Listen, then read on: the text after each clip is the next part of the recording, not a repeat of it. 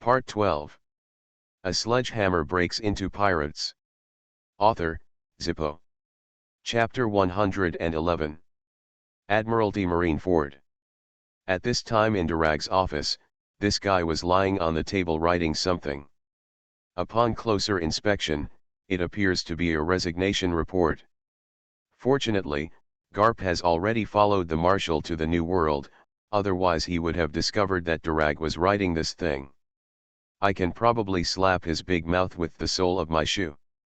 In the past 6 months or so, Durag has not changed at all. He increasingly felt that the Navy was different from the future he had imagined, and could even be said to be a stranger. The longer I stayed in the Navy, the more uncomfortable I became. Although he has not yet found his own direction, Durag has decided to resign from the position of Vice Admiral of the Navy headquarters. He plans to go out to sea as an adventurer and see what he can discover from a different standpoint and angle, right? After finishing writing the resignation report in his hand, Durag looked at it again. A helpless smile appeared on the corner of his mouth. He knew that he could not send this resignation letter. Because once it is sent out, it will definitely be rejected by the big guys above. When the time comes, if he wants to leave the Navy, it won't be that simple. Durag also knows what he means to the Navy. The son of a naval hero, the most promising vice admiral. If a person like him suddenly says he quits, then the bosses will only agree to it. Maybe they will bring him back and do some ideological work for him. Therefore, Durag's plan was to write such a resignation report himself and then stay in the office. Then he made an excuse and left Marineford, never to come back again. When they want to find him, they may be able to see this resignation letter, and then they will also know what decision Durag has made. Just as Durag was thinking about these things, there was a sudden knock on his door. Before he could react, the door was pushed open. Then the tall and beautiful figure of Jun walked in. Frightened, Durag quickly covered the resignation report in his hand and put it in the drawer. What to write? Sneaky. Jun asked curiously. Durag said helplessly, Sister, please wait until I answer the door next time, please, then push the door open. Ha ha ha ha ha, aren't we good friends? What did you write just now? Love letter? Are you, Durag, enlightened too? Which little sister in our Navy do you like? Do you want me to make peace with you? Jun teased with a smile. Durag curled his lips and pretended to be nonchalant and said, Can I still tell you who I am writing a love letter to? I'm asking you to mix yellow for me again. Jun just teased him and didn't really want to get to the bottom of it. That was too inappropriate. Therefore, she didn't care so much. She sat on the sofa in the office, poured herself a cup of tea, and asked Lieutenant General Garp went to the New World this time, why don't you go? Maybe it will happen. What's the big deal? If you make great contributions by then, you might be promoted to general candidate. Although there is no explicit news, there are also related rumors within the Navy, saying that the reason why Lieutenant General Garp has not been being promoted to general may be paving the way for Durag or something. Of course, this is just a rumor. Durag is indeed very good, but when it comes to general, his strength and prestige are still far behind. That's why Jun teased him and asked him to perform more meritorious service and become a candidate for an admiral as soon as possible. When the time comes, it is not impossible to become an admiral in one fell swoop. Durag smiled, waved his hand and said, Forget it, I have no interest in the general candidate at all, and I have no idea about the position of general. Jun gave Durag a strange look and smacked his lips and said, Should I say that you are worthy of being the son of Lieutenant General Garp? They are exactly the same. Durag thought to himself, I am about to escape from the Navy, do I still care about this? But he didn't say much, and asked with a smile, What about you? Why didn't you go to the New World? I think Kuzan and Porisalino are going to go. If it weren't for Sakaski's injury, okay, he won't miss it. Could it be that you saw Keiki staying at the headquarters and you want to stay too? As soon as Jun heard Keiki's name, he frowned in displeasure and said, "Who? Want to stay with him, that bastard?" After cursing a few words, Jun shook his head again and said, "Once Shiji causes trouble in the new world, and if the situation escalates, teacher Zifa may also go to the new world, and then no one will be watching." The Shampoo Islands. Durag was stunned for a moment after hearing what Jun said, and then said incredulously, "How much grudge do you have against that Orgrim? Do you hold such a grudge? What is there to keep an eye on the Shamboard Islands? Aren't they just the Warhammer pirates who are staring at Orgrim? Deal with them in time. Even if you can't defeat them, you still have to hold them back. It's best to destroy their ships. They can't get coded and can't go to the new world. Jun still has the ability to do this. As long as they pester them a few more times, when the situation in the new world stabilizes and the generals return, Orgrim will still be blocked in the first half of the Grand Line." Jun listened to Durag's question and recalled the scene when he was pushed to the ground and beaten violently by Orgrim in the capital of Seven Waters. She was so filled with hatred that she couldn't help but say immortal hatred. As one of the parties involved in the capital of Seven Waters, Drago was fully involved in the feud between Jun and Orgrim, so he's shaking his head with some emotion. He said, "You women are really petty and can't be offended. So don't mess with me. If I hold a grudge, you'll be doomed," Jun said with a smile. The two then chatted about other things. Durag seemed to have thought of something and asked, "What do you think of our navy?" Jun was stunned for a moment, then said without hesitation, "The navy is the representative of justice on the sea. We should uphold justice and fight against evil." "What's wrong?" "Nothing, just asking," Durag smiled. After a slight pause, he seemed to hesitate, but still asked, "Then what do you think is justice? Does it conform to the justice in your heart?" As soon as these words fell, Jun looked at Durag with a strange look. He always felt that there was something in this guy's words. But he couldn't feel that there was something wrong. After thinking about it carefully, Jun picked up he took a sip from the teacup and murmured, "Sometimes, it does feel very uncomfortable." Durag's eyes lit up, but soon he suppressed his interest again. "Yes, there are still many things that need to be changed in the Navy. Justice is also constantly changing with the changes of time, isn't it?" Durag whispered softly. "From what you said, it seems to make sense," Jun said with a smile. Then the two of them stopped talking about these things, but Durag had more thoughts. He admired Jun very much. He was capable, and he was not pedantic. "Today, after a little testing, I found that she doesn't have that kind of foolish loyalty to the world government. Maybe if I really want to do something big in the future, I can invite Jun to join me." Durag touched his chin and thought in his heart. But soon, he shook his head and smiled. Why on earth did he invite Jun? Jun is a promising new star in the Navy.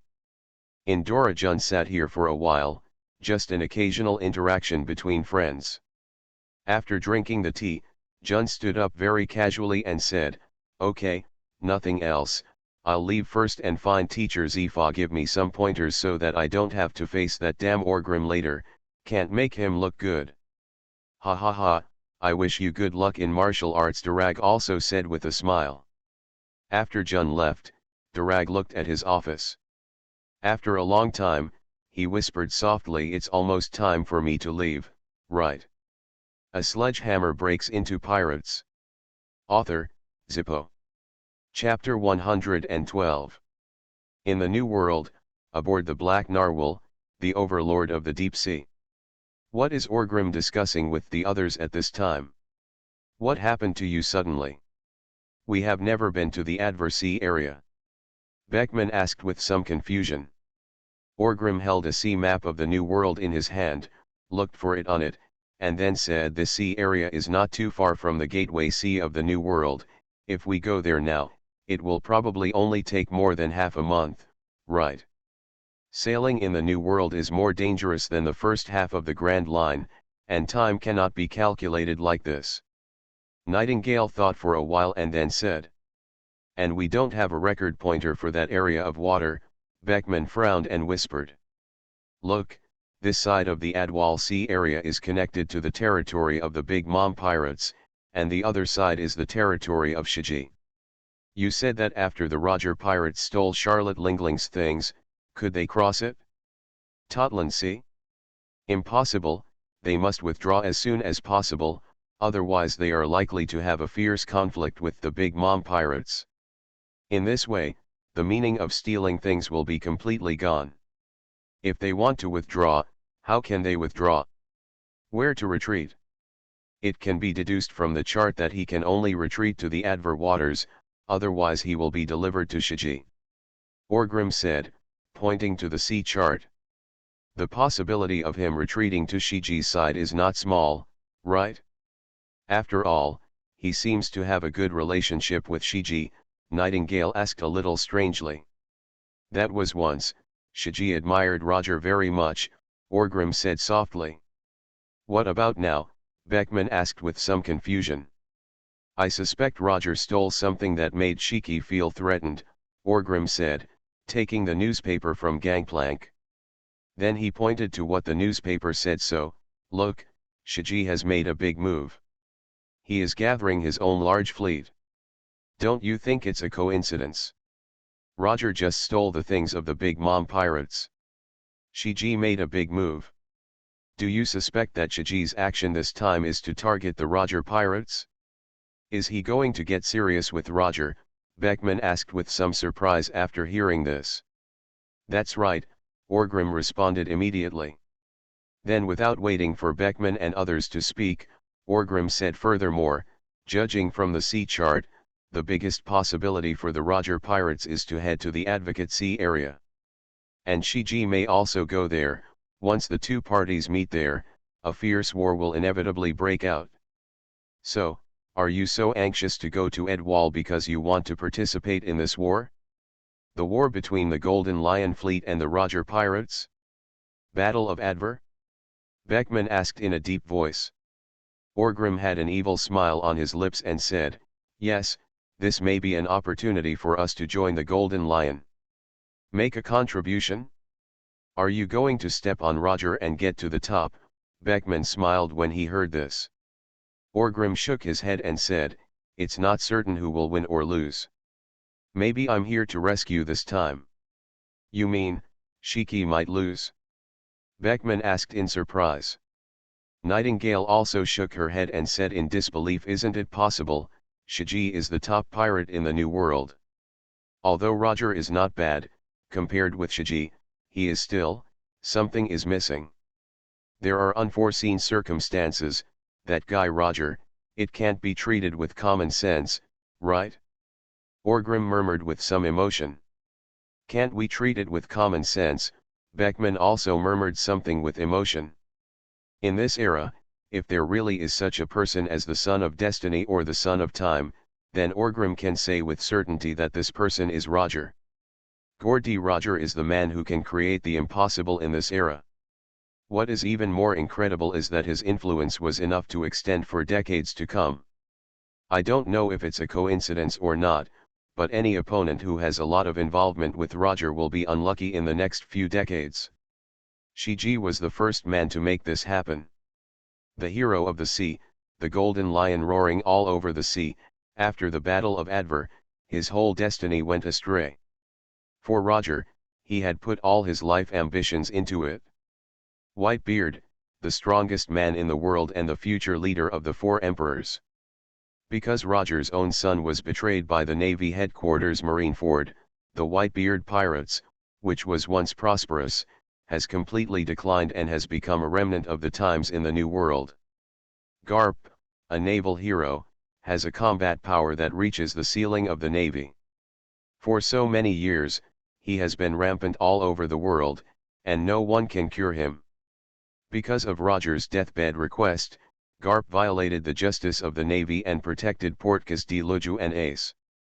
The final result was that during the war on the top, the white-haired man sent the black-haired man away, and he was so miserable that he almost risked his life with Sakaski. Any one of these three people would be a well-known figure on the sea, and they would all be Roger's lifelong rivals. But just like that, due to an inexplicable fate, they were all tortured into the state by Roger, who had been dead for many years. All I can say is that time is destiny. As the saying goes, once you meet Roger, you will be wrong for life. It is precisely because Orgrim firmly believes that Roger is the son of destiny of this era that he goes to Adwell. No matter what the final result is, we will go there. If Shiji wins, we will take advantage of his good mood to join the Golden Lion. If Roger wins, we will go to rescue him and join as usual. Under the banner of Shiji, Orgrim said with a smile. Beckman was silent for a while thoughtfully, and then looked at Orgrim with a strange look, asked, "Do you have bad intentions? Honestly, who do you want to win?" Orgrim looked at Beckman, then smiled awkwardly, and said, "You guy, is it living in my belly?" After a slight pause, Orgrim's face straightened and he said in a deep voice, "I hope Roger can win and Shiji can suffer a defeat." "Sure enough, it's exactly what I thought," Beckman smacked his lips and said. Beckman is a smart man and naturally understands what Orgrim means. Nowadays, Shiji is at the height of his power and has many powerful generals under his command. Even if Orgrim and the others have Neiman's relationship, joining them is just the icing on the cake. But what if Shiji could suffer a heavy defeat at the hands of Roger and lose some important power? If Orgrim and others join in, it will not be the icing on the cake, but a timely help. It will allow the Golden Lion fleet to quickly recover after a defeat, and it will also allow Shiji to stabilize the situation. Orgrim and others will naturally be valued by Shiji, and with Neiman trying to make peace with them, Orgrim and others will definitely be reused. Okay, even if we decide to go to Adwell now, we don't have this direction. When we were on Fishman Island before, didn't we agree to find a powerful navigator first? Nightingale said helplessly. After all, even if everyone agrees with Orgrim's idea and accepts the possibility of a war breaking out in the waters of Edver. But after all, their Warhammer pirates are new here. Had a dark eye on the new world, how to get there? That was the problem. Orgrim frowned when he heard this, and he also felt that there was some trouble. He couldn't just rely on the sea chart and get there, right? Right here at that moment, Mihawk came over and took the chart from Orgrim's hand. After looking at it twice, he said calmly, "Adwall. I can show the way." As soon as he finished speaking, Orgrim looked at him in surprise and asked, "Is it true? Compared with those of you who have never entered the New World, can I say that I have rich experience in this sea? Record pointers and stuff, don't worry, I have a lot of record pointers for the New World." Mihawk said still very calmly. "What a good man!" Orgrim yelled. After all, Mihawk is a fierce man who can get in and out of the New World by relying on a sampan. Now that his equipment has been upgraded, isn't he even more awesome? Yes, I should have thought of it a long time ago. You must have very good sailing experience and qualifications, right? Starting today, in the name of Captain, I temporarily appoint you, Jorikar Mihawk, as the chief navigator of our Warhammer pirates. Adwall, give it to you." Orgrim patted Mihawk on the shoulder and said very seriously. "You are listening to Novels at Bless Up channel. Wish you happiness and luck. How do you feel about this novel? Please like and leave a comment. A Sledgehammer Breaks into Pirates. Author, Zippo. Chapter 113. It has to be said that Mihawk's unique swordsmanship qualifications cover up many of his advantages. Such as this guy's handsome appearance. You can obviously make a living by your looks, but you have to rely on your talent. This is someone like him. Another example is his very powerful sailing ability. It must be said that Mihawk had not been in charge of the Warhammer Pirates navigation matters before, so his talent in this area was not reflected. But when he took over the navigation responsibility of the Warhammer Pirates in the New World, He immediately showed how good he was at this aspect. Indeed, Orgrim and others did not notice his talent in this area before. Just looking at his despairing swordsmanship talent. Ignore the past of this guy traveling around the world on a sampan. Now it can even be said that my hawk's sailing ability is as good as any top navigator of this era. Give him a good ship and enough help, and he can ride the waves in the new world. Generally speaking, most navigators have to stop and rest at night. But my hawk seems to be full of night navigation skills. In the dark night, they are also advancing under the stars and the moon. This may be related to his previous experience of sailing on a small sampan. After all, the big ship only needs to stop and drop an anchor, which is no big deal. If it's a small sampan, maybe you can go to another sea area after you get up from sleep. A bit like another version of children from poor families become parents early. It was night, and Orgrim and the others were on their way overnight. But they also encountered a strange thing at this time. Standing on the deck, Orgrim was seen holding a chart in his hand, looking at the records on it with a strange expression, and then he looked at the sea in the distance. There is an additional island there, one that is not recorded on the charts. Does the magnetic field of the recording pointer change? Orgrim turned to look at Mihawk and asked. Mihawk also frowned at this time. To be honest, he has traveled this route 3 or 2 times and has never encountered such a situation. It is inexplicable. An island appeared? Listening to Orgrim's inquiry, Mihawk took out a recording pointer and looked at it, shook his head and said there is no magnetic field influence. Could it be a mirage? Phantom? Beckman also said a little strangely. Orgrim turned his head and shouted towards the observation deck. Glank, how do you see it? Have you discovered anything? Gangplank held the telescope in his hand. After hearing Orgrim's inquiry, he quickly responded, Master Hammer, the fog on that island is very heavy. I can't see anything clearly. This is so fucking weird. Mihawk, are you taking me the wrong way? How about we stop running away tonight? Wait until daybreak before leaving? Orgrim smacked his lips and said. Mihawk glanced at Orgrim coldly, and then said, you don't have to doubt my professionalism. The route is not wrong, and the voyage is not wrong either. So what's going on? Orgrim asked with some confusion. Mihawk thought for a while, and then said, there is no magnetic field, and I have never encountered this island when I traveled to the sea area before. So, then, I inferred that this might be a moving floating island. Floating island, Orgrim murmured in surprise. Then he thought again. In fact, in this world, there are many islands that can move around, but most of them are giant creatures called island turtles. Said to be an island, in fact, it is a huge turtle. They float on the sea all year round and gradually evolve into the shape of an island.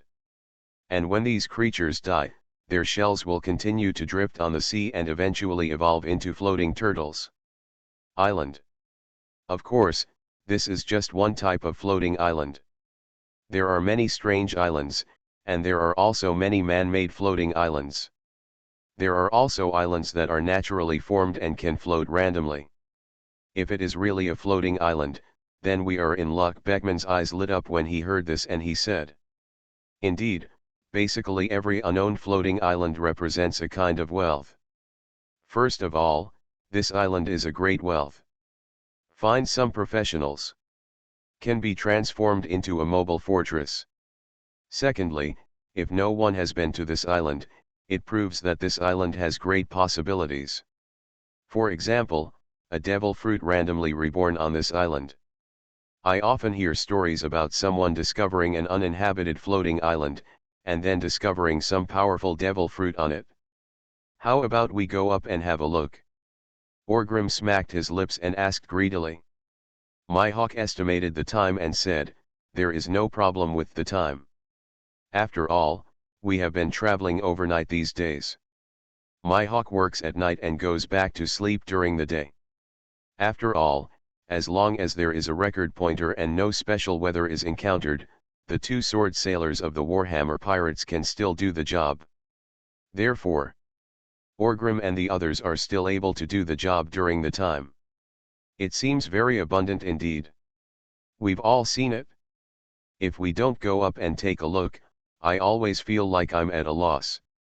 No, I can't suffer this loss. Let's turn the wheel and let's go up and take a look at this floating island. After Orgrim thought for a while, he said in a deep voice.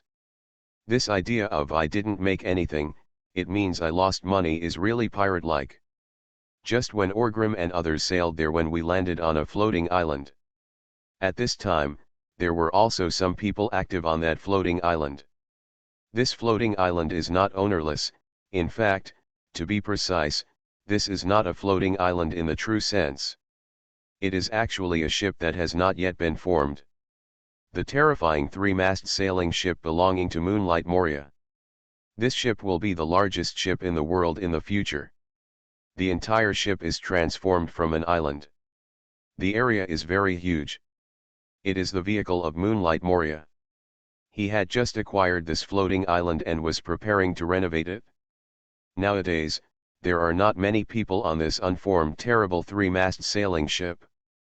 At this stage, Moria is also following the route of a few elites. He does not have many crew members, only some like-minded partners with him. Moria cherishes these partners very much. Since he got such a floating island, Moria decided to transform it into his own base camp, so he sent out all his men to find professionals. And he sat on the floating island to prevent the island from drifting away and to drive away the other people who coveted the island. With the existence of the lifeguard, he is not afraid that his friends will not be able to find him, Moria.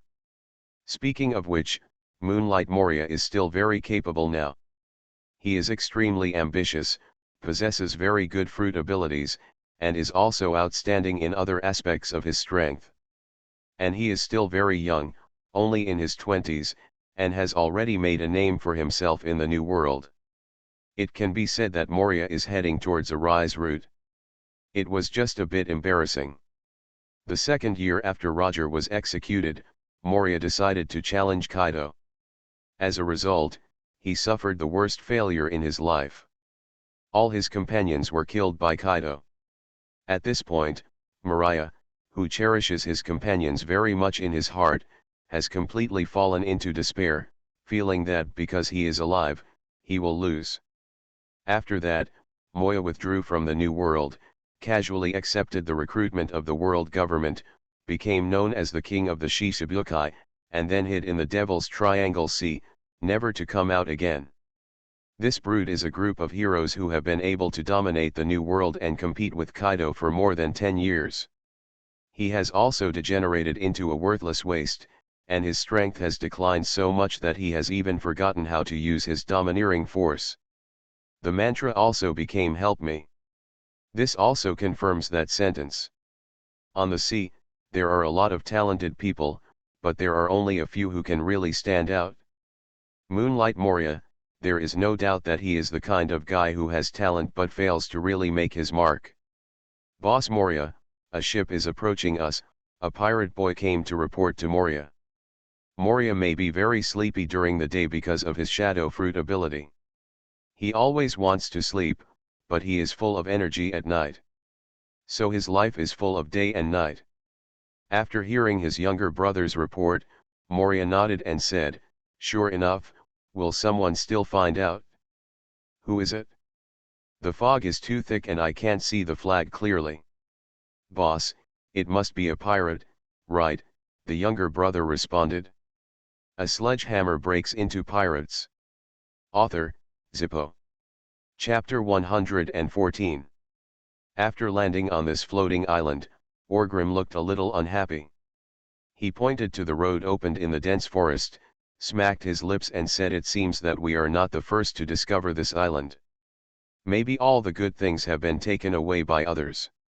It always feels like someone has settled on this island." Beckman looked at the temporary wooden wall built on the island and said strangely. Orgrim also nodded, and then said, "Hank, bring me the hammer." Now Orgrim doesn't often carry his sledgehammer around because it's not very convenient. When he wants to sit down, he has to take the sledgehammer off his back. And Hank, this guy has become Orgrim. Grim is a great hammer bearer. He also calls it, exercise your strength. After hearing Orgrim's words, Hank took the sledgehammer from behind him very smoothly, and used both hands to force it. He grabbed it, lifted it up and handed it to Orgrim. Orgrim looked at the warhammer. Well, it has a sheath. It seems that Hank paid great attention to these details. He did a good job. You go ahead, I won't go up. Nightingale waved her hand and said. He is a doctor and doesn't have much fighting power. If he goes to the island and encounters something bad, he will be the one holding him back. It's hard to run at night. So, Nightingale wisely decided not to go up and wait until daybreak. I won't go either. There has to be someone on board. Beckman waved his hand and said.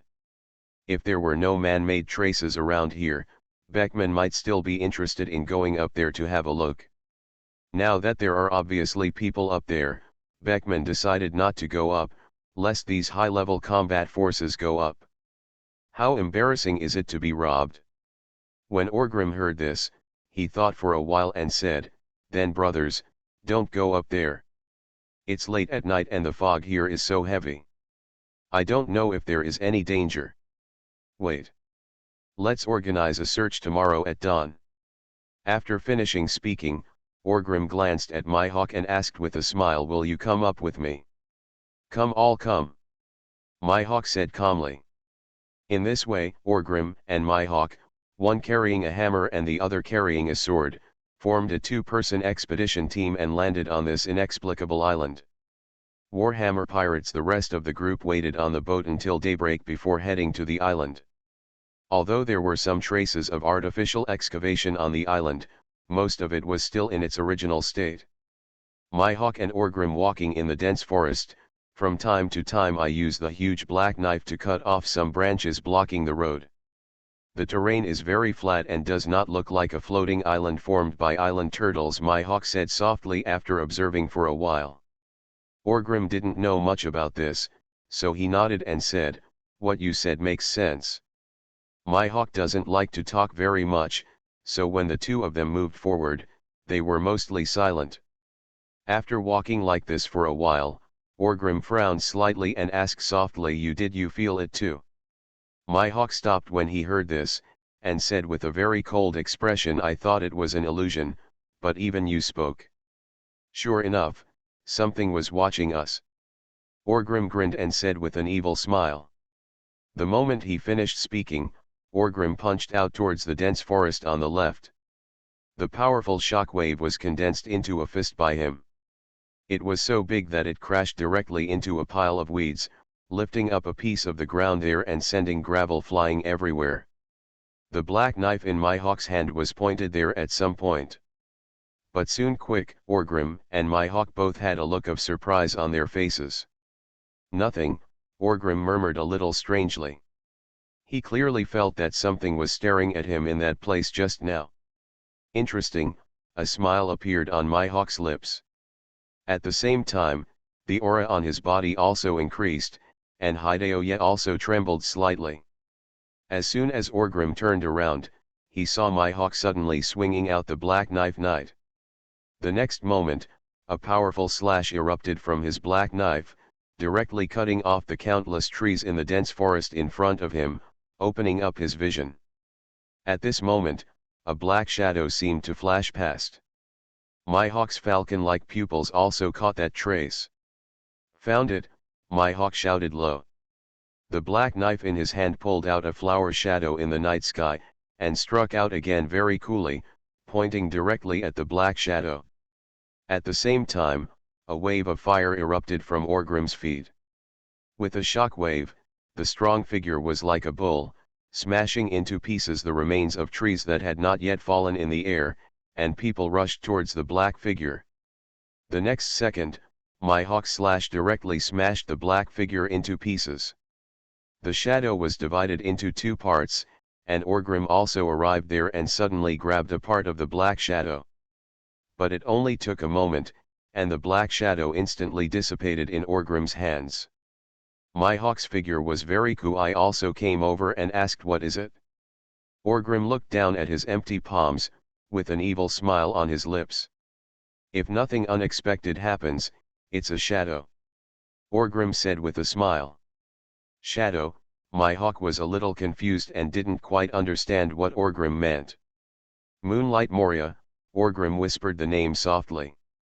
Then, without waiting for Mihawk to ask any more questions, Orgrim took down the doom hammer behind him, held it in his hand, and said, "You stay away, I will force this hiding bastard to come out."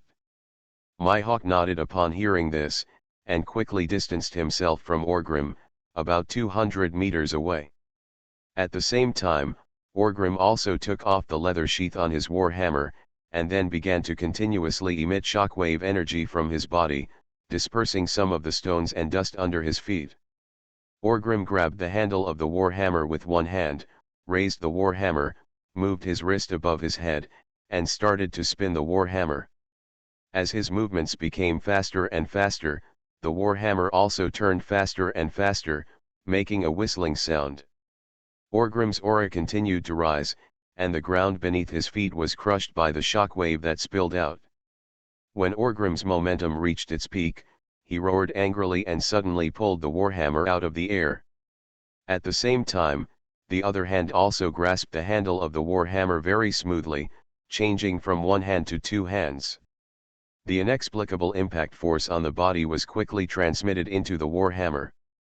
The powerful shockwave was released like a wild horse running wild. Heavy flow explosion, Orgrim roared and hit the ground with the hammer. There was a loud sound, and the elephant was invisible. At this moment, Mihawk, who was standing in the distance, seemed to hear the sound of the earth shattering, but it seemed like there was nothing. Hear it? Before he could reflect on the feeling just now, a powerful shockwave spread towards him, like an earth dragon turning over, lifting the ground, mixed with broken tree trunks and rocks, rushing towards him. Mihawk reacted very quickly. He exerted force on his feet and jumped quickly high in the sky. Looking down from the sky, Mihawk's eyes flashed with shock. With Orgrim as the center of the circle, 3 shock waves swept out one after another, blowing away all obstacles along the way. The originally vaguely emerald green ground turned into earthy yellow. This is a sign that the soil under the ground has been turned up. Then, these 3 shock waves were stronger than the other, and soon they covered the entire island, and also set off a huge wave on the sea near the island. The fog that originally filled the island was swept away, and a large amount of dust floated up, gradually obscuring Mihawk's vision. "That guy, have you been able to cover the entire island with one blow?" Mihawk swallowed and thought in his heart. "I looked at the number of flowers. I have only one update left to make up for them all, guys. Keep going, I can stand it and can continue to follow. Go on, you guys, the monthly ticket seems to be coming soon, give it to me." A sledgehammer breaks into pirates. Author, Zippo. Chapter 115. On the boat, Beckman and others also encountered a huge wave. Fortunately, their ship was big enough, and it was only shaken left and right by the impact. Second Master, it was Master Chui who did it. "Are they in danger? Shall we go up?" Hank grabbed the mast and asked. Beckman frowned slightly, then shook his head and said they didn't send a signal, which means the problem is not big, and Orgrim and Mihawk are both on top. If they join forces, even the admirals of the Navy can fight. Don't worry. At the same time, in the smoke and dust, Orgrim also carried the warhammer on his shoulders. His vision was blurry, and a large amount of dust was floating in the air. But in the vagueness, he also saw something in the distance. A tall figure appeared everywhere. "Gee, ha ha ha ha ha ha ha ha, don't you want to hide and hide?" "Moonlight Moria," Orgrim laughed at the figure and asked. Not long after Orgrim's words fell, a voice came from over there. He, who do I think I am? Am I the famous enemy of mankind? Didn't you expect that you have entered a new world? Moonlight Moria's tall body gradually broke through the smoke and dust, and came not far from Orgrim. Before this, Orgrim had not seen the young Moria.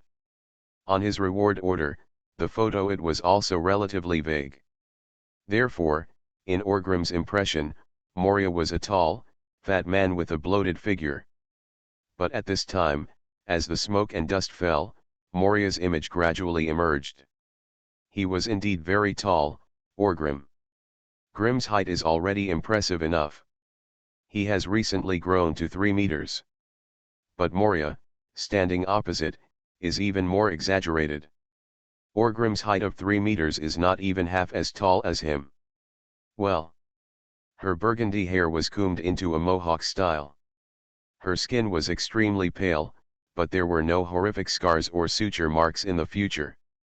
Although she was tall, she did not look bloated. On the contrary, she looked very strong, with bulging muscles. Moria held a huge pair of scissors in his hand, which seemed to be his weapon. At this moment, Mihawk also fell from the air and stood beside Orgrim, looking at Moria. His expression is very calm. Is it really him? Mihawk whispered softly. Joracole Mihawk. Moria looked at Mihawk and whispered. He never expected that he would meet Orgrim and Mihawk here. It was really strange. He, I was really surprised that you two came to visit me, but you have gone too far, haven't you? Molia asked with an evil smile. Pay a visit to? Orgrim smiled, and then said, what, you want to say this is your territory? Moria stretched out a hand, and a dark shadow twisted on his palm. Then he looked at Orgrim and said, isn't this natural? I think this is a deserted land. Orgrim said with a ferocious smile. He probably understood what was going on now. This island should be the big ship of Moria in the future. A terrifying 3-mast sailing ship known as the largest ship in the world. But he knew it was I know, but you've come here, you can't just say hello and leave, right? You need to get something at least, right? Obviously, this island should have been taken over by Moria not long ago, so the ownership rights are still unclear. At the same time, Orgrim was beaten violently on the Shampoo Islands, and he had nowhere to vent his anger. Moonlight Moria is also a famous figure in the New World, so take him it's time to vent your anger. After listening to Orgrim's words, Moria's face gradually became gloomy. He pinched the big scissors in his hand twice, making a clanging sound of metal friction. Orgrim, are you trying to cause trouble with me? Moria asked in a deep voice. To be honest, Moria didn't want to provoke this guy Orgrim. After all, the two of them had no grudges in the past and have no grudges in recent times. There is no reason to do anything when they meet. But if this bastard really doesn't give him face, if you want to be arrogant here, Moria will not tolerate this tone casually. Otherwise, if word spreads in the future, how can he, Moria, hang out in the sea? Tough luck for you, Orgrim said unceremoniously. Indeed, today is considered unlucky for Orgrim, and he fell into the hands of Orgrim, who was angry. Mihawk glanced at Orgrim and spoke. Ask need help. No need, I need to vent properly, Orgrim said with a ferocious smile on his lips. The two of them did not hide anything when they spoke, and Moria heard it clearly. Therefore, there was also a ball of anger burning in Moria's heart. This is treating me as what's wrong? Do you really think I'm easy to bully? He, it seems that you have been too smooth sailing in the sea area of the paradise. Haven't you experienced the cruelty of the New World? Just let me educate you, don't be so arrogant, Orgrim. Molia smiled evilly and said. Gee ha, how dare you educate me, Orgrim laughed. The moment the words fell, Orgrim moved, and he had no intention of continuing to talk nonsense with him. A shock wave suddenly erupted under his feet, and Orgrim's figure quickly rushed forward. The war hammer in his hand broke through the air, making a whistling sound, and hit Moria's tall figure. Asshole, Moria also said in shock and anger. He didn't expect this Orgrim to be so arrogant and hit him at any time. The armed collar in his hand was domineering, and he blocked the huge scissors in front of his chest. The next second, Orgrim's warhammer hit Moria's scissors. In just a moment, Moria felt the huge force of his butt crushing himself coming from the scissors. Impossible, Molia thought in shock and anger. Moria has always been proud of his own strength. This is normal. With such a strong body, his strength cannot be too weak. But now, it's just one blow. Moria felt that he was crushed by that bastard Orgrim in terms of strength. When Orgrim hammered up, he let go of his hands, and the warhammer was released directly. The next moment, look at Orgrim's right hand, the elbow has been pushed up, and a powerful shockwave is gathering on it. Tyrannosaurus charging elbow, Orgrim elbowed Moria in the stomach. Cough, Moria screamed in pain, and a stream of blood spilled from the corner of his mouth.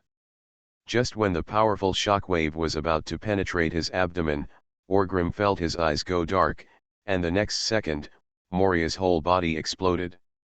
Transformed into countless bats and flew away. Shadow Mage, Orgrim murmured in his heart. At the same time, he stretched out his hand and just caught the warhammer falling in the air. Orgrim still has a certain understanding of Moria. The Shadow Mage is actually the Shadow clone. He can call for position with Moria at any time and bear the damage. I have to say that Moria's Shadow Fruit is indeed very powerful, and so far, he has developed it well. Theoretically speaking, if Moria develops well, then go if he messes with Kaido, he really won't necessarily lose. In Orgrim's view, the Shadow Fruit is also a very powerful ability in the superhuman system. Knife Shadow, the figure of Moria has appeared not far behind Orgrim at this time. He raised his hand and struck out with one strike. The dark shadow turned into a sharp horn knife and stabbed Orgrim's chest. Pai Chong Pom, Orgrim raised his hand and struck out without hesitation. A powerful shockwave was released and directly collided with the Kakuta cage. The two powers from the Devil Fruit collided with each other, setting off a wave. Weak. Too weak, Orgrim thought in his heart at this time. He originally thought that Moria, who was living in the New World, would be very strong. They were also at the same time, and this guy might not be much worse than him. But really during the fight, Orgrim could feel that Moria was not that powerful. In fact, this was indeed the case. When Moria dared to fight Kaido, it was more than a year after Roger's death. That at that time, he had grown to a certain level, but even then, he still lost to Kaido. Don't mention it now. Although Moria was in the New World, in fact, he was just a newcomer. Oh, the opponents that Grimm had fought before, at the lowest level, were all existences like Jun. The battles with Garp, Sengoku, and Zifa had already opened Orgrim's eyes. At this time, let's look at Molia. I do think he is weak. You are listening to Novels at Bless Up channel. Wish you happiness and luck. How do you feel about this novel? Please like and leave a comment. A sledgehammer breaks into pirates. Author, Zippo. Chapter 116. This time the two of them fought in the air, neither of them did anything to the other. After removing his strength, Orgrim looked at Moria with a somewhat bored look, and said, I thought you were some kind of powerful character, but I didn't expect you to be so weak. You bastard, are you looking down on me? Molia asked angrily.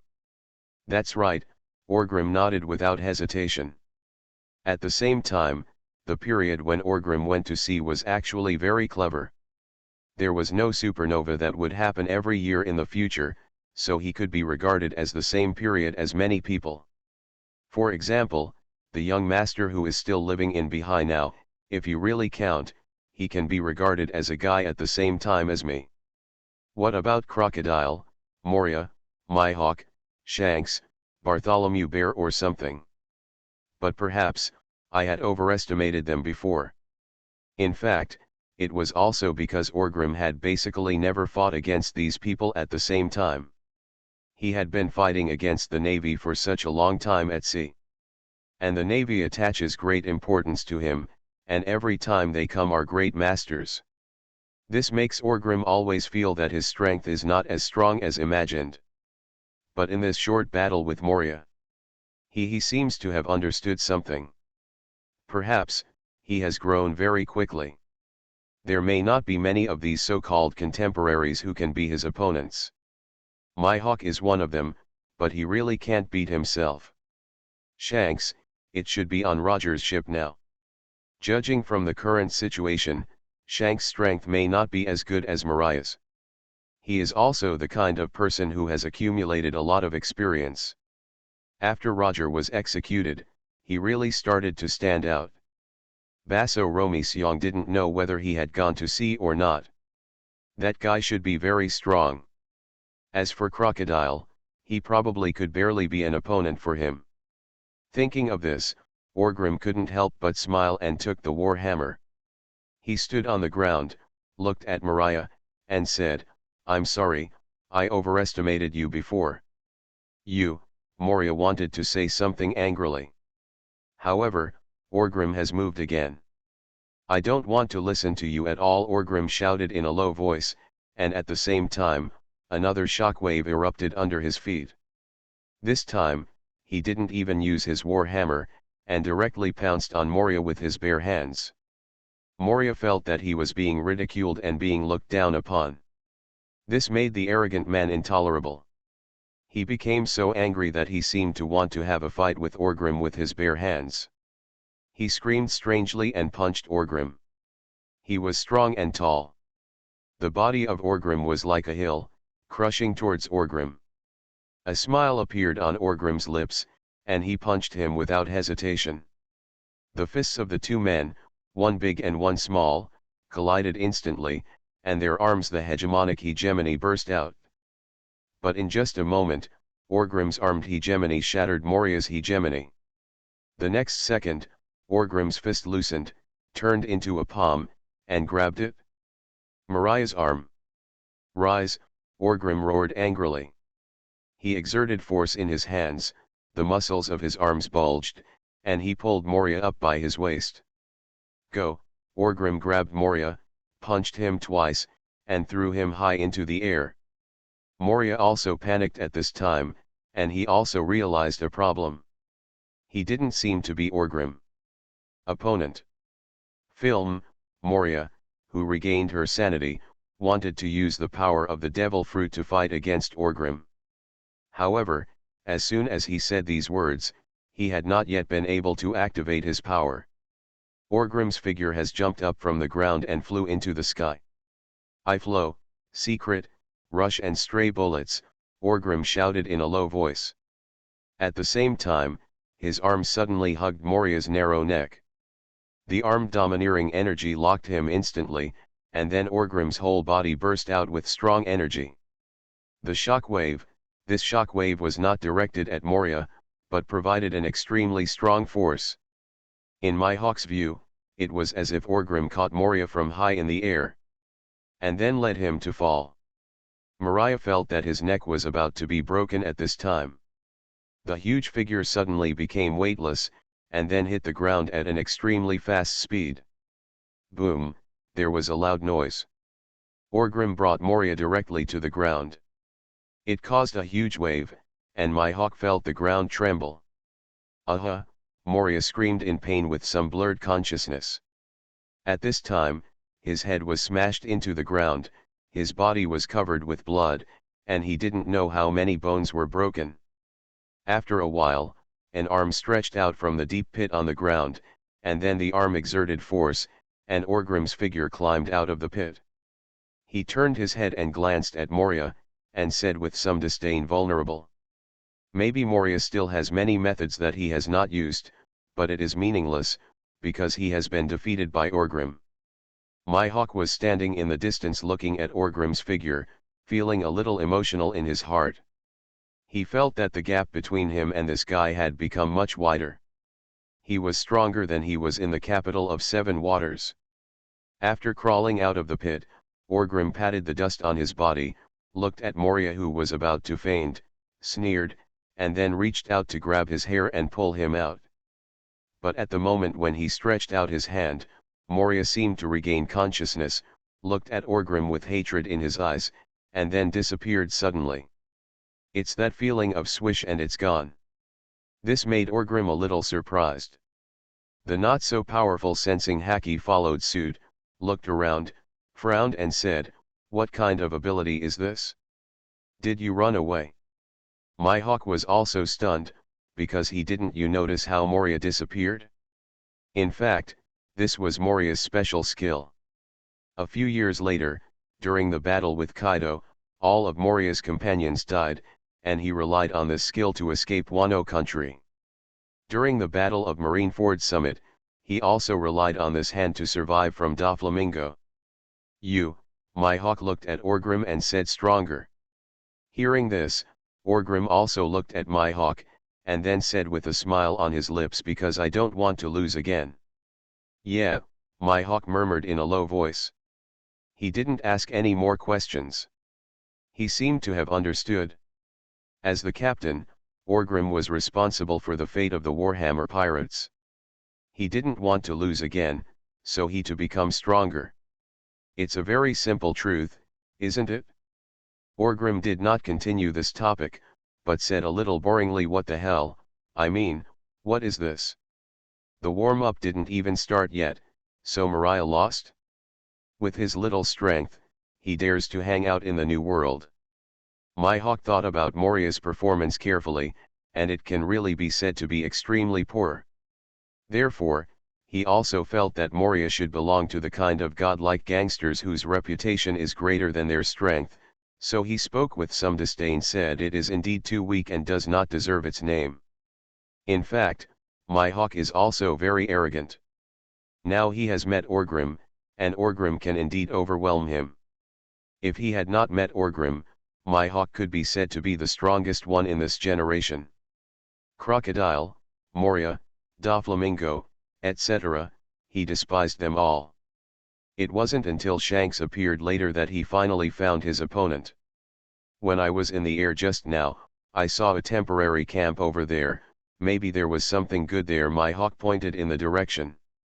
Regarding Moria's sudden disappearance, neither Orgrim nor Mihawk was struggling with anything, because from this moment on, Moria was no longer people of the same level as them, defeated dogs, no one pays attention to. Just run away.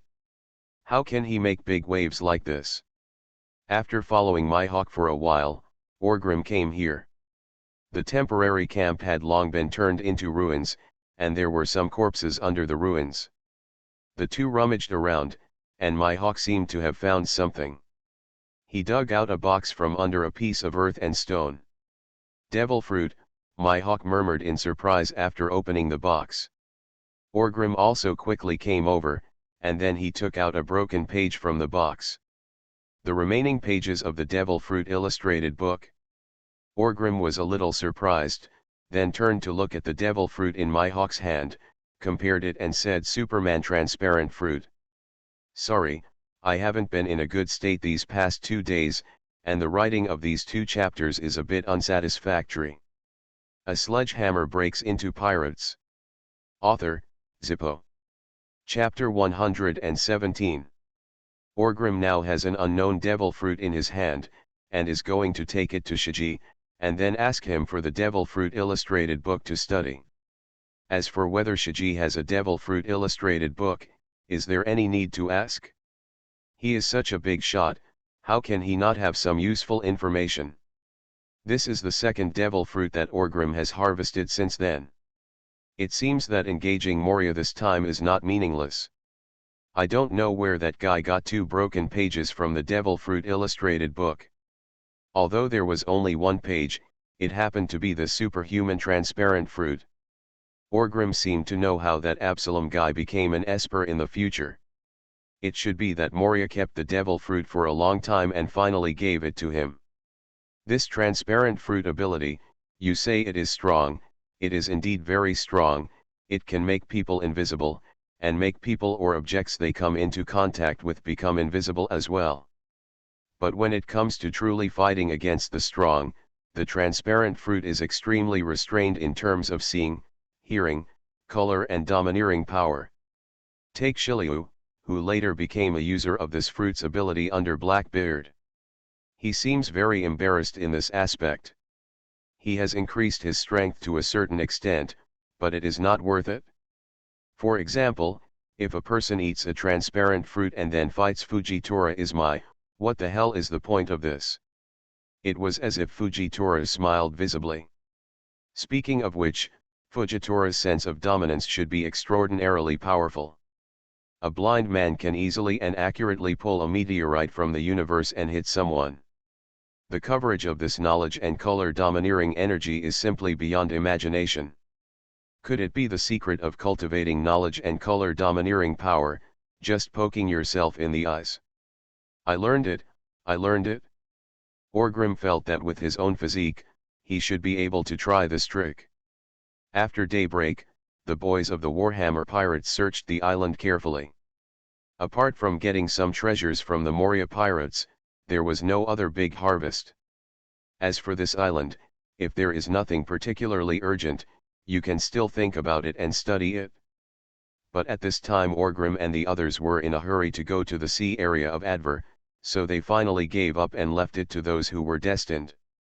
Near the waters of Adwal, on board the Oro Jackson of the Roger pirates. Roger was holding a particularly large rubbing in his hand and was looking at what was on it with a frown. There are all ancient texts on it, although Roger can be considered a cultural man-pirate who has published some articles in the book The Great Geographic Discovery of the World. But he really couldn't understand these ancient texts. It's strange. I could hear what was being said here before, but why did it fail this time? Roger muttered in confusion while fiddling with the rubbings of the historical text in his hand.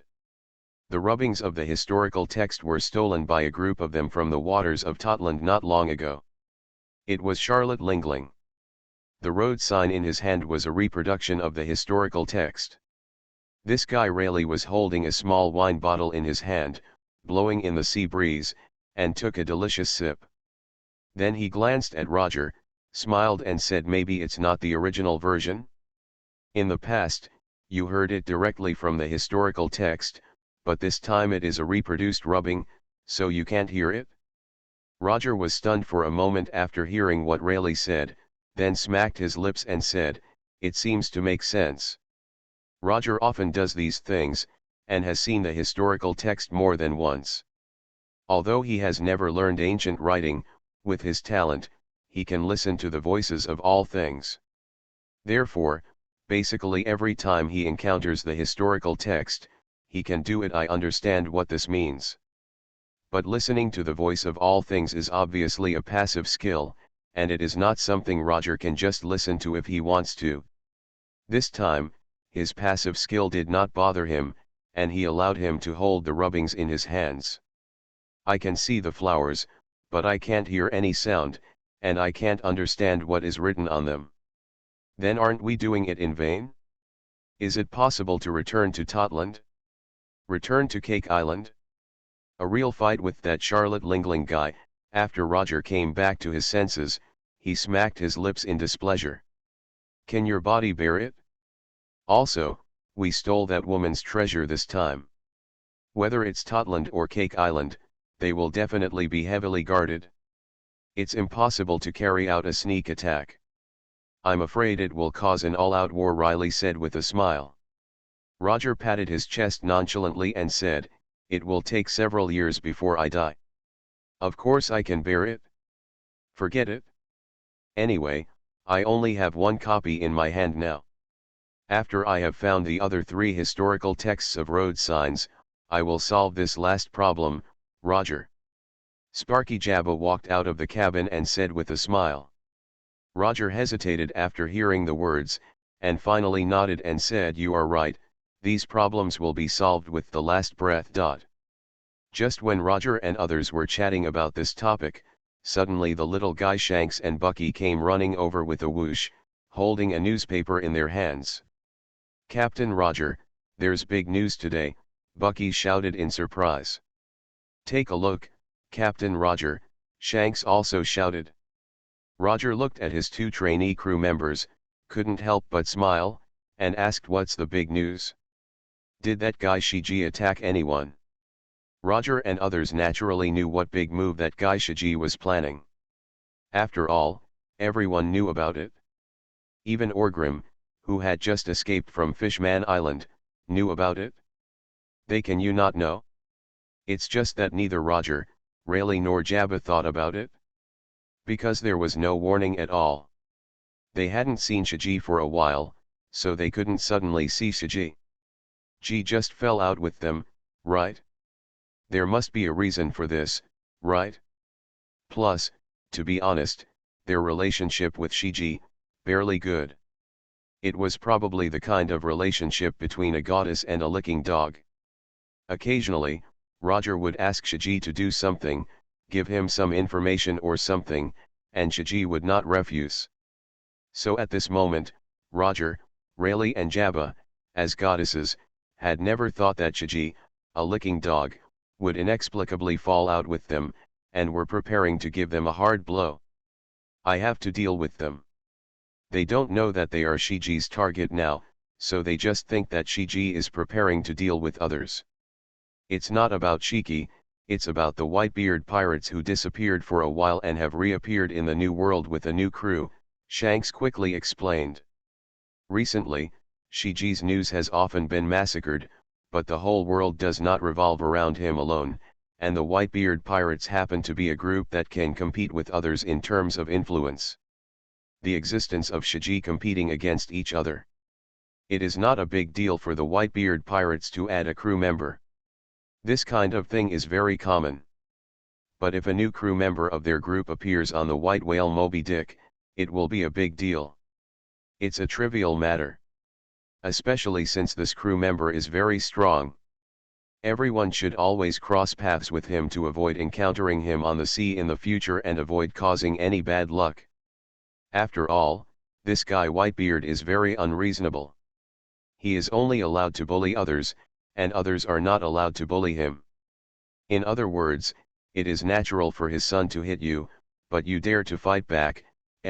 Everyone in the sea knows what will happen if they dare to attack Whitebeard's family. The guy who is known as the strongest man doesn't know how to talk about morals with you. If you beat the younger one, he dares to come to the older one.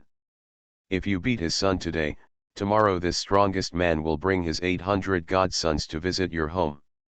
Just asking, are you panic? Anyway, because of Whitebeard's defensive character, few people on the sea would provoke his son. Those who have the strength don't want to do such meaningless things, and those who don't have the strength naturally don't have the courage to provoke them. Roger reached out to take the newspaper and glanced at it twice, then murmured with a somewhat surprised expression, "The mysterious samurai from Wano country, Kojiki Odin? A bit interesting. Wano country? It seems that this is the reason why they disappeared some time ago. Did they go to the closed country of Wano?" Jabba said with a smile. On the contrary, Rayleigh frowned slightly and suddenly asked Roger, "What about the text of history? Wasn't it cast by the Kojiki clan of Wano country? They should understand this ancient text, right?" As soon as Riley finished speaking, Roger was stunned for a moment, and then said, "It seems like it's been a long time since I had a drink with that bastard Newgate. A sledgehammer breaks into pirates." Author, Zippo. Chapter 118. New World, in G-1 Naval Base. At this time, the Navy's Sengoku Admiral, Lieutenant General Garp, Chief Staff Officer Ahe, and Marshal Cyborg are all here. The intelligence collection on Golden Lion Shiji has been going on for some time. Although we still haven't figured out what he is going to do, there is still some progress. "What did you say?" Garp's face was dark at this time. He was holding a teacup in his hand, his whole body was full of energy, and he was questioning a naval colonel officer with a very angry look. It seemed that this was the first time that the naval colonel saw the easy-to-talk Lieutenant General Garp being so angry and frightened. The injury was serious. His legs were a little weak, and he said tremblingly, "Lieutenant General Garp, Lieutenant General Dalag, he's out of the Navy." With a bang, Garp suddenly crushed the teacup in his hand to pieces. Sharp ceramic shards cut his palm, and the tea flowed out along with some blood. Vice Admiral Dalag left the Marine Headquarters Marineford without permission half a month ago. At first no one paid attention, but later they found that he could not be contacted, and all the information about his life was unknown. The card storage was also taken away. In his office, we found a resignation letter. He said that he was resigning from the position of Vice Admiral of the Navy Headquarters and going to the sea to find new ideals, the naval colonel quickly explained. The Warring States General glanced at Garp, who had a dark face, sighed, waved his hand at the naval colonel, and said, "Okay, you can go down." The colonel nodded quickly and quickly left this depressing place. Senior Staff Officer Ahe fiddled with the phone a few times, but there was no response. After a long time, she said, "It seems I really can't contact him." At this critical moment, he decided to leave the Navy without authorization. What a bastard, Garp cursed angrily. He didn't want to and didn't pay attention to it before, but now that he has this final outcome, Garp seems to have noticed that in recent times, that guy Dalag has indeed seemed a little absent-minded. For example, this time there is a problem about Shiji in the New World. In the past, he should have been involved. But this time, he chose to refuse. At that time, he didn't take it seriously. Thinking about it now, maybe Dalag was also involved. Wait for this opportunity, wait for Sengoku, himself, Ahe and others to leave Marineford, so that he can sneak away quietly. The capital of Seven Waters, Garp suddenly thought of something. Then he continued, "More than half a year ago, he went to the Seven Waters capital and booked a boat there. I'm afraid that at that time, he had already made up his mind to leave the Navy, right?" The Warring States General looked at Garp helplessly. He didn't know what to say about this kind of thing. The most promising senior general in the Navy suddenly ran away and left the Navy. No matter how he explains it, it is impossible to explain it. Very embarrassing. That guy Dalag has always been a very thoughtful person. Now that he has decided and taken action, it means that he is determined and will never look back, Marshal Cyborg whispered softly. Garp fell silent after hearing this. He had always wanted to train Dalag into an excellent navy. And Dalag has indeed never disappointed him. But at the same time, he also knew that Dalag was a stubborn guy like him. Once he decided on something, he would not admit defeat even if he broke his head. This time, he left his resignation and quietly left the Navy headquarters, so maybe, I really will never come back again. Not only Garp understood, everyone present was very familiar with Dalag, and of course they all understood this truth. After a long time, Marshal Cyborg said, "I will sign it. Just treat it as if he has applied for retirement. Regarding this matter, handle it in a low-key manner, downplay the impact, do not announce it to the outside world, and do not discuss it internally. Let's leave it like that. The boss also knows that this is the best way to deal with it. We can't just leave Shiji's affairs alone and go find that bastard Dalag, right?"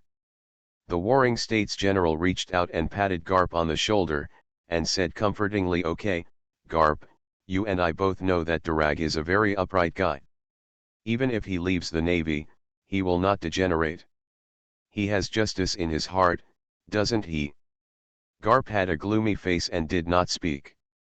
At this time, he had a vague premonition in his heart. Does Dalag uphold justice? As a father, Garp never doubted this. He knew that Darag's heart was full of justice and kindness. In the past, he was gratified and proud of this. But now, I feel deeply uneasy about this matter. Darag, who was full of justice in his heart, eventually betrayed the Navy headquarters, which is known as the headquarters of justice. What is happening here that is hidden under the glory of justice? Dragna's justice that even the Navy can't accommodate, What will happen? What kind of justice is it? This sea is becoming more and more turbulent. Standing at the top of the sea, Garp can naturally see that a great era seems to be coming. At this time, Durag chose to leave the navy. What does it mean? Is it a good thing for him? Does it really have no impact on the navy? Durag, what do you want to do? Garp murmured softly. He felt deeply confused about his son. It seemed that as a father, he had never understood what his son was thinking. Is this really true? It failed. Just when everyone was still thinking about how to comfort Garp, another naval colonel walked in with a piece of information in his hand. What's wrong? The Warring States General asked. Report to the Warring States General, there is the latest information about the Warhammer pirates. You have ordered that they should report to you as soon as possible, the naval colonel spoke quickly.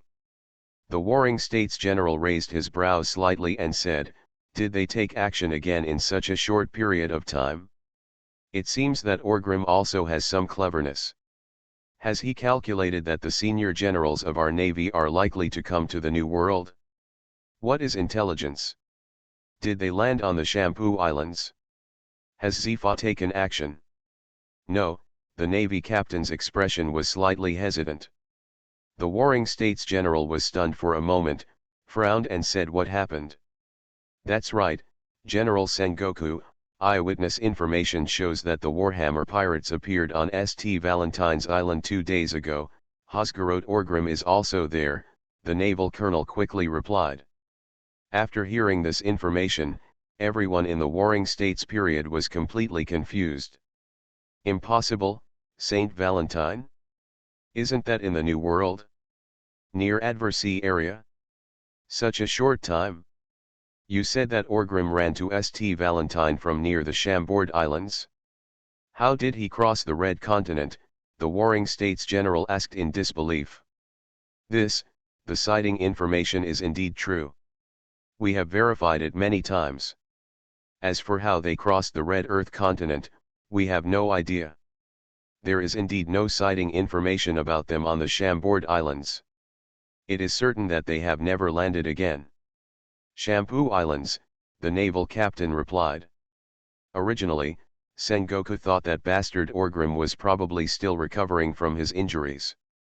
With his injuries, he wouldn't be able to get out of bed for half a year? But how long has it been?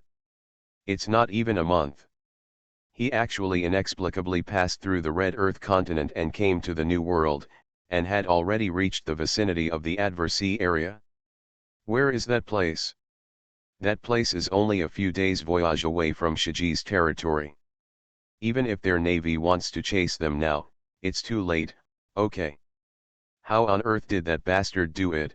The Warring States General is very incredible. This is impossible.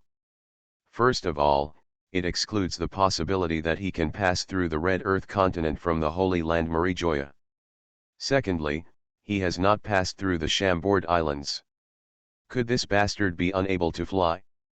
Shiki picked him up? It shouldn't be, otherwise he should be in Shiji's fleet now, preparing to cause trouble. It is impossible for him to appear in the waters of Adver. After all, we can't trap him, Hosgarot Orgrim, he has now entered the New World. Since then, he has broken free of the shackles we imposed on him. I have a hunch that he will become a great enemy of our navy in the future, Garp also murmured softly at this time. You are listening to Novels at Bless Up channel. Wish you happiness and luck. How do you feel about this novel? Please like and leave a comment. A sledgehammer breaks into pirates. Author, Zippo. Chapter 119. New World, Shiji's ship. At this time, Shiji's large fleet has almost been assembled, and he is waiting for information about the Roger pirates.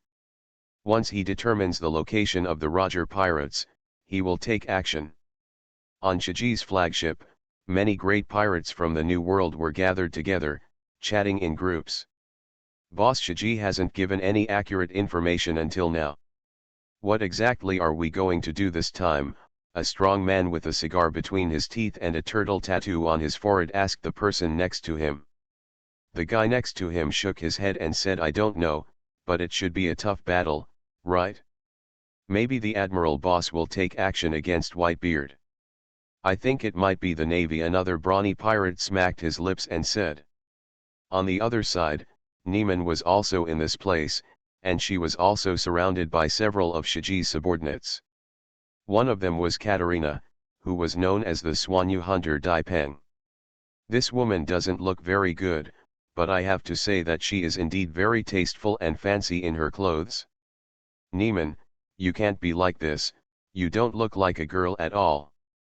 Listen to your sister, I will go and pick out some beautiful clothes for you later. Katerina Dupont chewed a cigarette in her mouth and said to Neiman very kindly. Although it didn't take long after they came to Shiji's ship, the relationship between Dupin and Neiman developed very quickly.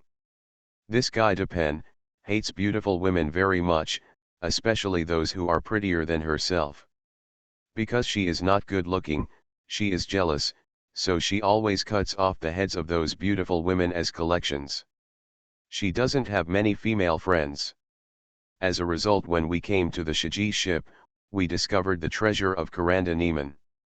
Although this little girl looks cute, with a soft and cute baby face, her figure are simply terrifying.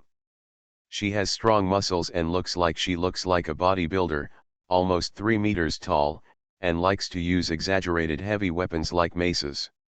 She ate the superhuman muscle fruit. What the hell, if she hadn't known that she had nothing to do with Kaido, she would have. Do you think she is Kaido's daughter?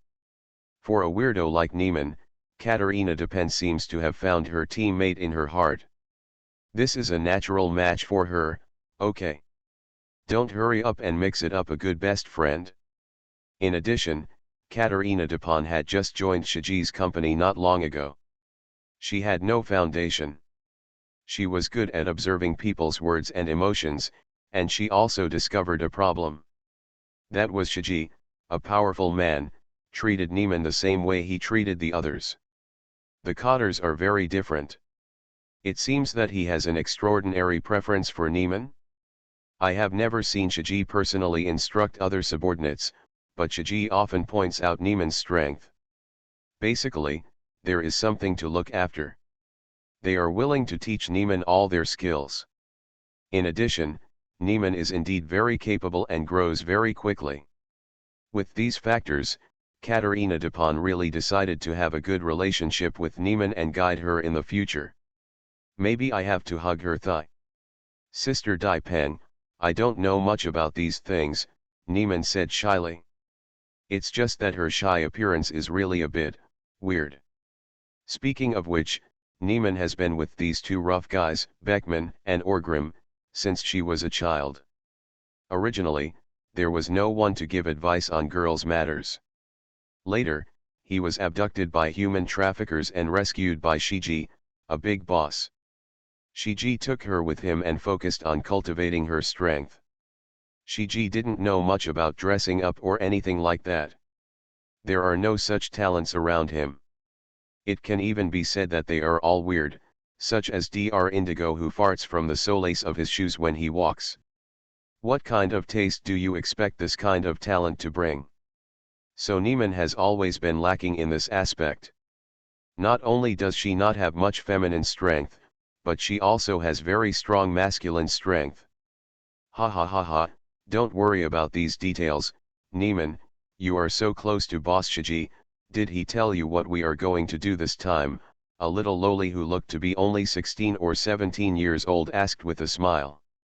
This little loli looked very cute, with red twin tails, but her eyes and gaze seemed to be full of madness and destruction. The aura. What's even weirder is that she carries a weapon on her back that doesn't match her image at all. That's right, a really huge Gatling gun. And her body was wrapped with countless bullet chains, and there were 2 handguns hanging on her waist. Yes, it's not a pistol, it's a large caliber hand cannon. Sphinx, are you here too? Neiman greeted with some surprise at first. Then she shook her head and said, I don't know, the Admiral didn't tell me anything this time, but I didn't ask. If he wanted to say anything, he would soon. Will you tell us? Hip hop ha ha ha, right? You are really well behaved Sphynx, little loli said with a smile. Neiman looked at this little loli and suddenly asked curiously, huh? Did you change your gun?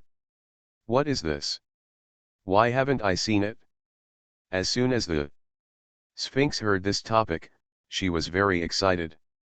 She took down the Gatling gun behind her that didn't seem to match her at all, and then said happily, "Oh, you are very discerning, Neiman, this is my new treasure, I got it from the black market a few days ago." The Gatling machine gun is very rare in this era.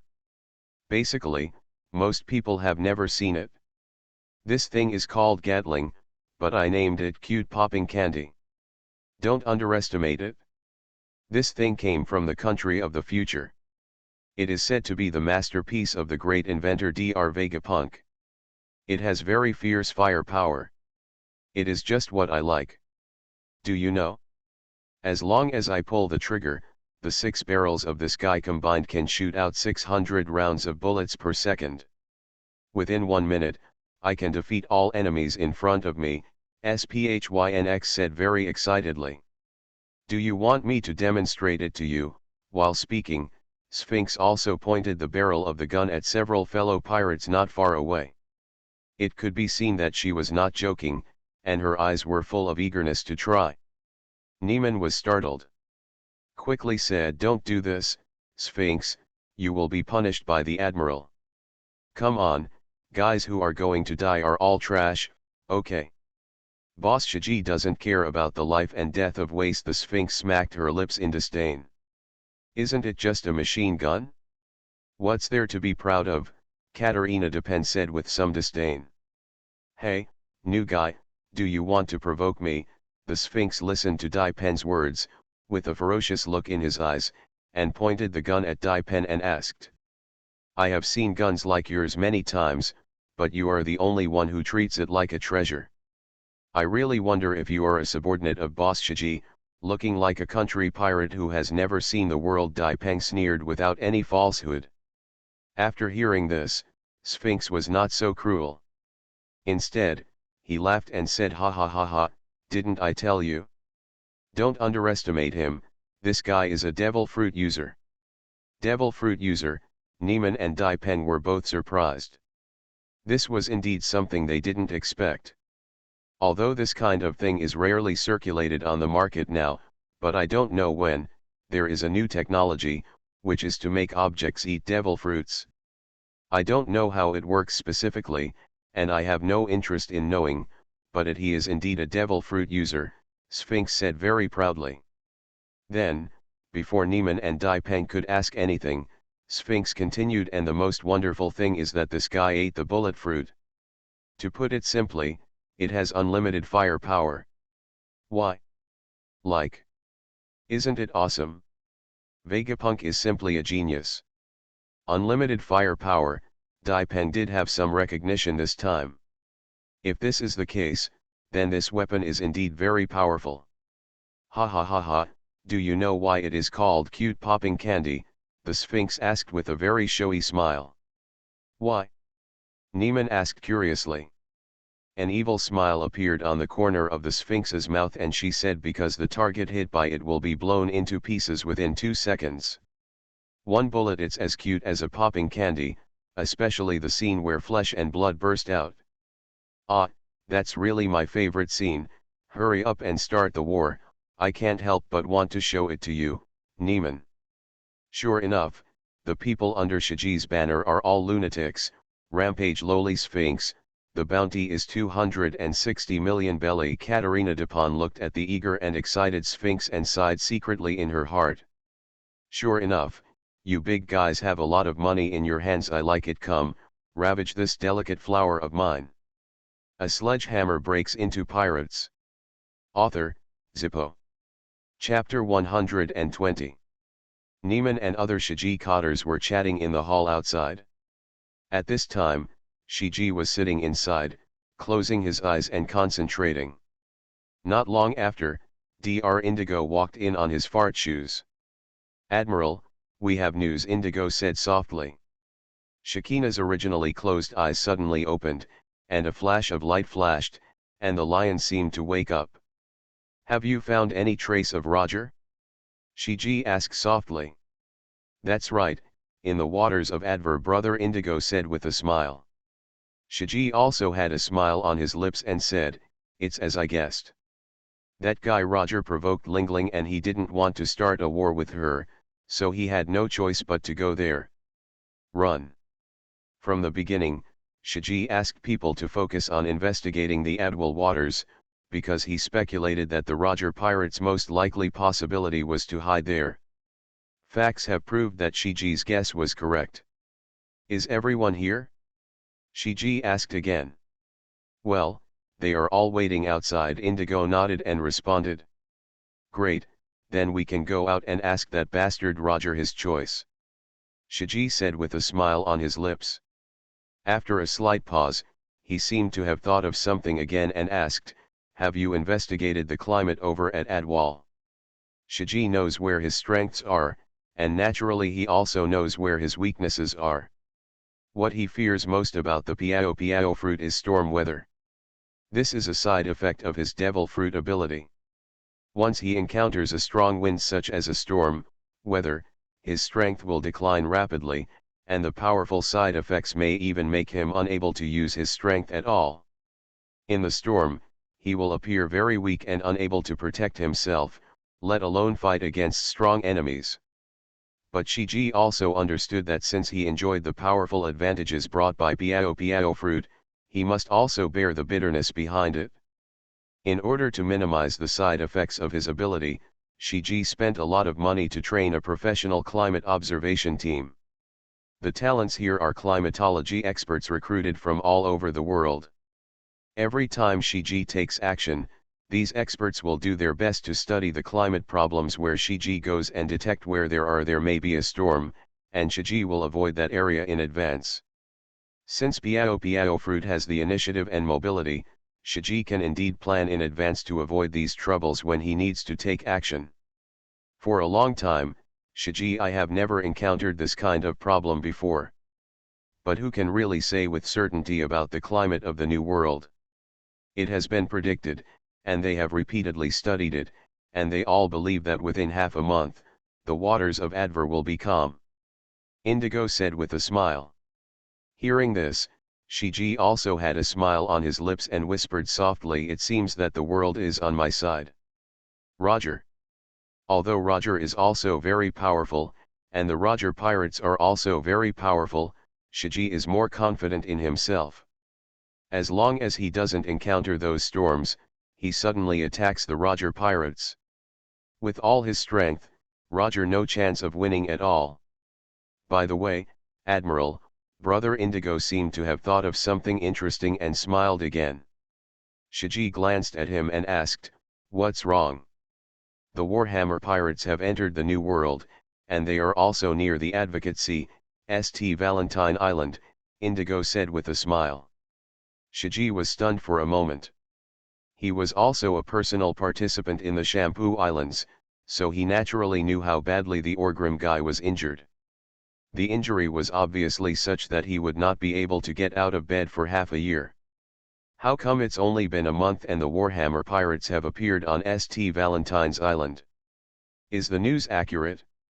Shiji raised his eyebrows and asked. It's absolutely true, there's even information about the sighting of Hosgarot Orgrim. That guy was very lively, not at all like what you said, Admiral Brother Indigo nodded and responded. Shiji touched his chin, smacked his lips and said, "It seems that I have underestimated that little guy, or should I say, is Norman Nightingale, the so-called nation's doctor, really that powerful?" But soon, Shiji laughed again and said, "Anyway, this is a good thing for me. It seems that I have been very lucky recently. When I was on the Chambord Islands, I felt that Orgrim will join us. He is now appearing near the sea area of Edver, and he should be coming for me, that being the case." At this point, Shiji paused for a moment, and then continued, "After I subdue or kill Roger, I'll go pick up that kid, so as to save that Neiman guy from nagging me about these trivial matters all day long. Although I don't know how Orgrim and the others got through the blockade between the Red Earth continent and the Navy and entered the New World. But now that they are here, it proves that they are also very lucky, with both strength and luck, and great potential. Shiji has no reason to let go of such talents. After taking down Roger, Shiji felt that he was very likely to master the ancient weapons. When the time came, he would prepare, and perhaps it would be time to remove the other stumbling blocks. Kaido, Charlotte Lingling, and that damn bastard Newgate. These are not simple things that can be done casually. They need more help, and Kajgro Orgrim and others came at the right time. Maybe we can focus on training that guy, Shiji secretly thought. But these are all things for later. Shiji quickly calmed down, stood up, and said, "Let's go, meet my subordinates, and get ready to go." Shiji is ready to continue.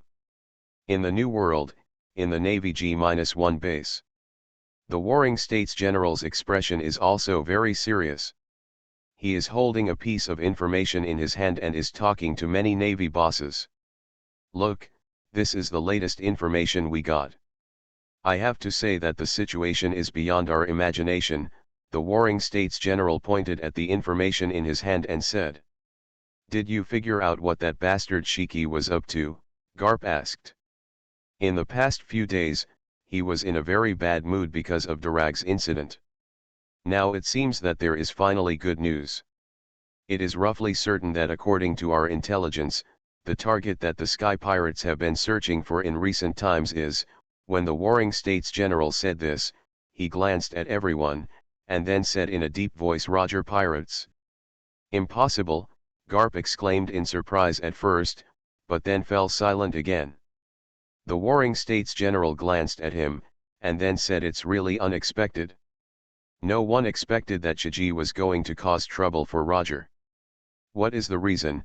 Consultant Ahe frowned and asked. "The reason is unknown. Maybe it has something to do with what Roger did in the waters of Totland before." General Warring States shook his head and said. Warring States couldn't figure it out now. What happened to Shiji? Didn't he admire Roger very much? Why did he suddenly want to get serious with Roger? At this moment, Cyborg the Marshal knocked on the table and said, "Okay, don't worry about the reason. Isn't it normal for pirates to fight among themselves? Although Shiji is powerful, Roger is not easy to mess with. If the two of them fight, it won't be a bad thing for us. Is there any news about finding the Roger pirates?" The Warring States General shook his head and said, "I only know that Shiji's target is Roger. We don't know where Roger is." "Marshal." Cyborg frowned and said, "Are you one step behind? This is a bit difficult to handle." "I speculate." The Warring States General was just about to speak. A naval colonel rushed in hurriedly and said in a panic report, "Shiji's large fleet has taken action, and they are heading towards the Advocate waters." As soon as the colonel finished speaking, everyone was stunned. After being stunned for a moment, Garp looked at Warring States and asked, "What are you speculating on?" "I speculate, the Roger pirates are in the waters of Edwall," the Warring States General said solemnly. "It seems you can't go wrong. Get ready to take action." Marshal Cyborg made a prompt decision and ordered in a deep voice.